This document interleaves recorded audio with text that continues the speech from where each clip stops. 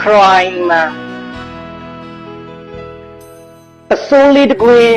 ပခုံးပေါ်လွှားတင်ပြီးမြေပြင်ကိုဖနှောက်နဲ့ပေါက်အမေရှိရာအိမ်ရှိရာကိုပဲမျက်နှာမူရင်စူပါမန်ဇက်ကားတွေက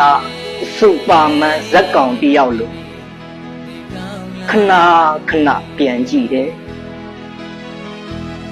စူပါမန်ဖြစ်မလာပဲ